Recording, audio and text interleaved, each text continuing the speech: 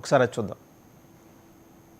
Book గుడ్డితనం కమ్మి గతంలో ఆలయాలను కూల్చిన మడ్డి ఆలోచనలు మళ్ళీ వచ్చి కాశీనాయన క్షేత్రంపై కాళికలా పడ్డది కూటమి ప్రభుత్వం.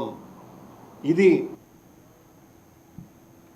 సరైనటువంటి పద్ధతి కాదని, ఎవరు కూల్చారో మాకు తెలియదని వీళ్ళు మాట్లాడుతున్నారు.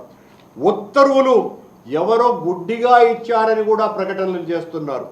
మళ్ళా దానికి ఈయన దేవాదాయ శాఖ మంత్రి టైగర్ జోన్లో ఉన్నది కనుక కూల్చినారని కూడా ప్రకటన ఇచ్చినారు. మళ్ళీ ఎవరో గుడ్డిగా ఇచ్చినారని ప్రకటన చేసింది కూడా ప్రభుత్వమే. ఇది సమాధానం కాదు. మీకు తెలియకుండానే ఆశ్రమాలు కూలతాయా? ఆలయాలు నేలమట్టమవుతాయా? ప్రసాదంలో విషాలు కలుస్తాయా?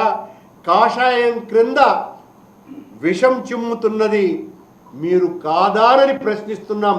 ఈ సందర్భంగా పార్టీ మీటింగులకు ప్రభుత్వ ఖర్చుతో గాలిలోకి ఎగిరే మీ హెలికాప్టర్కు కాశీనాయన క్షేత్రంకు దారి మాత్రం కనపడటం లేదు. పవనానంద స్వామి, నేను నడుం బిగించా, అందుకోసమనే నేను బ్రతికున్నా, మా ఇంటిలో సనాతన ధర్మం పుట్టింది అంటే, సనాతన ధర్మం పుట్టింది అంటే ఆయన కూడా చెప్పినాడు, మా నాయన మా ఇంట్లో పూజ గదిలో ఉండేటువంటి దీపంలో సిగరెట్టు ముట్టించుకుంటాడు.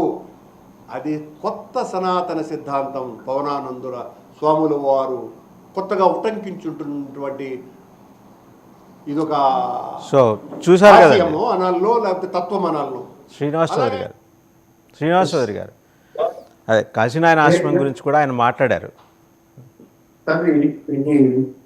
ఎలా ఉందంటే, పొన్నం కరుణాకర్ గారు ఫిర్యాదు భేదాలు నటించి ఆయన ఉండేటప్పుడు తిరుమల తిరుపతి దేవస్థానంలో నీళ్ళు కల్తీ గిరిన విషయం, సరస్వతి దేవిలో ముక్కై ప్రసాదాల పైన అవినీతి విషయం, దేవుడి కైంకర్యాలు శుభపాలలో జరగకుండా చేసిన వ్యక్తి హిందూ ధర్మం పైన వాడుతూ ఉంటే ఆశాస్పదంగా ఉంది.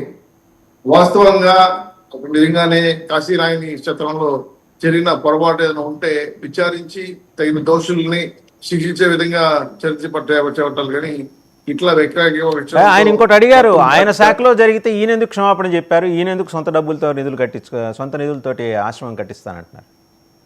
ఈ క్షమాపణ యుద్ధం ఏంటి? కూటమిలో క్షమాపణల యుద్ధం ఏంటి?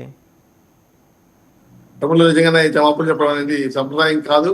కానీ ఇలాంటి మాటలు మాట్లాడటం ఇప్పుడు ప్రవాక్య సత్యంలో మా కుటుంబంలో కుంభమేళాలో 100 మంది చనిపోయారు. ప్రధానమంత్రి క్షమాపణ చెప్పలేరు కదా. అదేవిధంగా అనేక అంశాలపైన చాలా ఇబ్బందులు జరుగుతూ ఉంటాయి.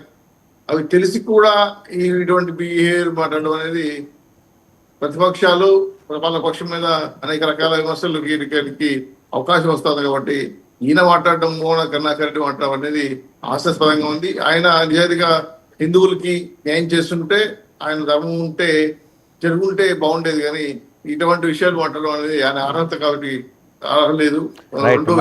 మళ్ళీ మీ దగ్గరకు వస్తానండి. ఒకసారి జనసేన నేత తిరుత్తణి వేణుగోపాల్, గబాన్ల తిరుత్తణి వేణుగోపాల్ అనగానే వైసీపీ నేత అని వచ్చేస్తుంది. అంటే అంతగా ఆయన అసోసియేట్ అయి ఉన్నారు కదా. సరే, జనసేనకు వచ్చారు కాబట్టి ఆయన దగ్గరికి వెళ్లే ముందు పిఠాపురం వర్మ గారి గురించి పవన్ కళ్యాణ్ గారు అప్పట్లో ఏమన్నారు ఒకసారి చూద్దాం. ఈయన ఒక మాస్ లీడర్. నాకు ఈయనతోటి నాకు బాబు నువ్వు కూర్చోండి, నాకు కనిపించలేదు. నాకు ఈయనతోటి నచ్చుద్ది.